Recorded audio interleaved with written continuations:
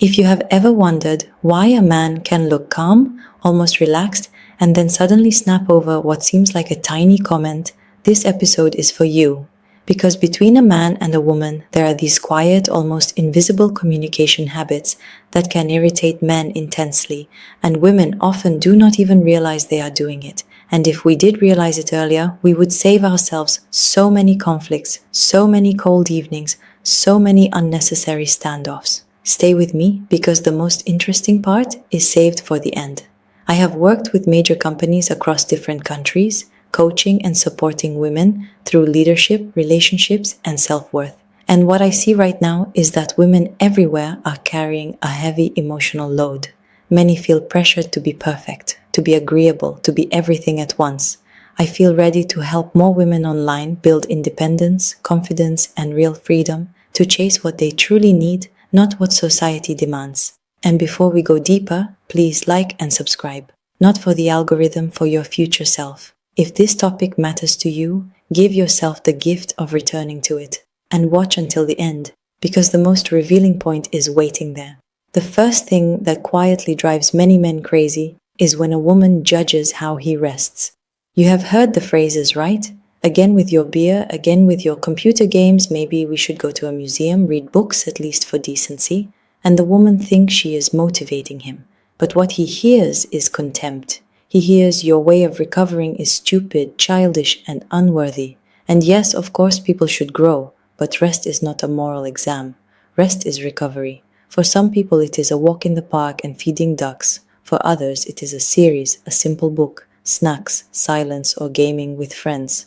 Every person, even in a couple, needs private space that is not about other relationships, but about being alone with themselves. I love the old joke where the mother locks herself in a room once a week and the kids finally break in and find her reading and eating candy. And she says, "Quiet kids, I am making you a happy mom." That is the point. Happy adults create happier relationships. So instead of attacking his rest, talk about it early during dating and keep renegotiating. Tastes change after 10 or 20 years. And if you want shared time, say it without accusation. Not, "You sit here with beer and football like everyone else is normal," but you are not. Say it as a nice statement. "I miss you. I want us to have time together. Can we pick one evening a week, even 1 hour, and go out, walk, eat, do anything?" When it is a proposal instead of a verdict, he stops hearing aggression. Now the second thing that irritates men deeply is being forced to apologize for everything. Socks in the wrong place, a mug left out, the toothpaste tube not closed, and the moment a woman says, "Honey, how many times have I told you?" she steps into a mother role, and then he becomes the child. And what does a child do when a mother repeats something for the 1,000th time? He resists, sometimes even out of spite. If you truly want agreement, do not stand above him like a supervisor. Try the other door. "Love, it would make me so happy if the mug went back where it belongs. I feel calmer when the house is neat. I want our home to feel cozy." Use your own words, your tone. And also, separate what is truly important from what is just a trigger.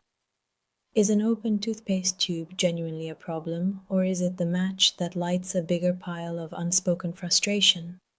Sometimes the sock is not the issue. The sock is the alarm bell. The third pattern is constant demands that communicate, "You are never enough."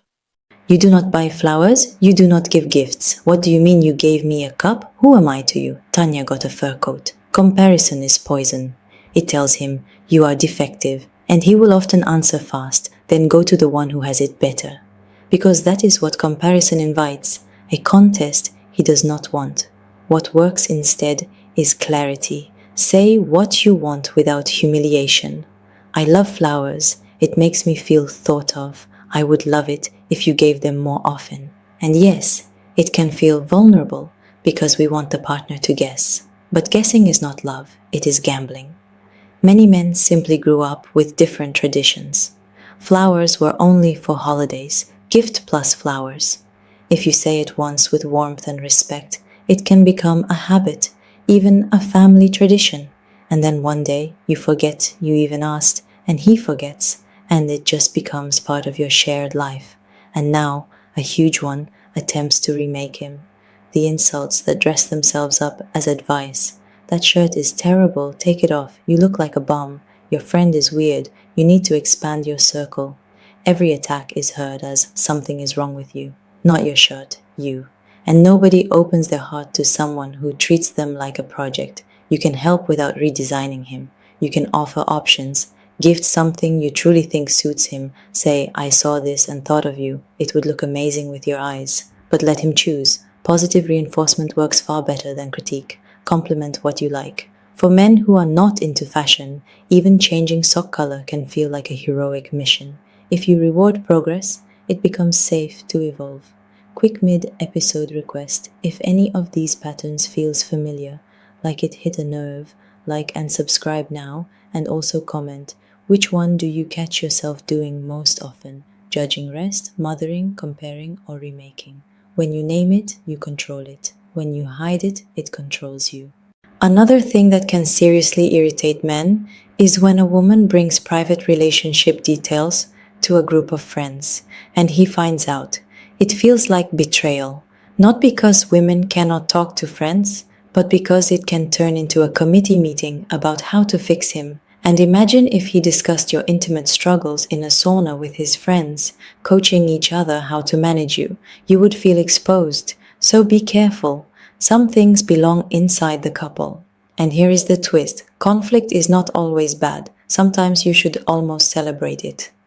Because conflict reveals what you have not been discussing.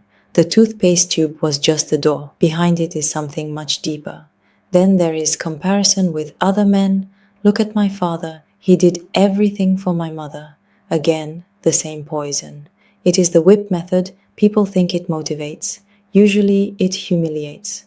A far better strategy is to speak in I messages and highlight what you appreciate. I feel safe when you do this. It means a lot to me when you do that. I would be so happy if we tried this. People tend to grow toward the reflection you consistently give them. If he feels seen as capable and valued, he tries to match that image. Another big irritant, the loss of your own life. When a woman shifts from woman to mother, did you eat? Did you go to the bathroom? Put on a hat? Are you warm? It sounds like care, but it can become sticky, controlling care. And it can quietly communicate, I do not believe you can manage yourself. Most men do not want to be managed. They want to be respected. When he sees that you have your own interests, work, friends, hobbies, your own world, the relationship gains air.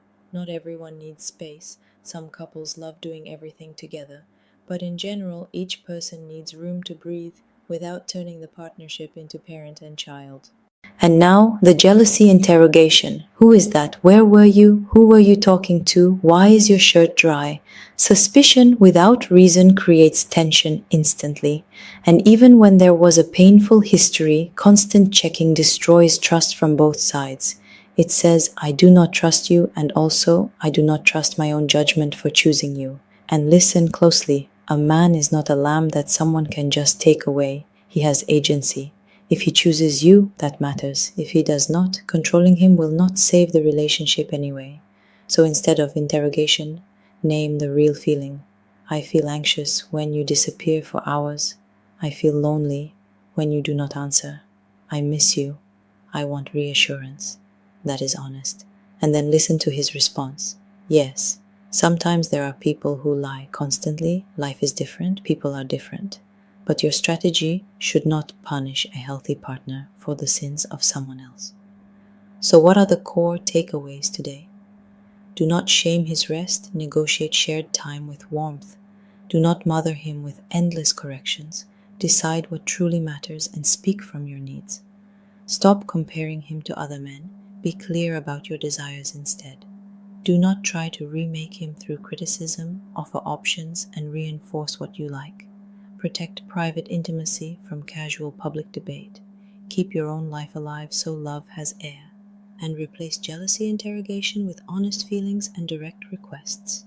If this helped you see your relationship more clearly, like and subscribe, truly, and tell me in the comments, what phrase do you want to replace first, and what will you say instead? because the moment you change one sentence, you can change the entire emotional climate of your home.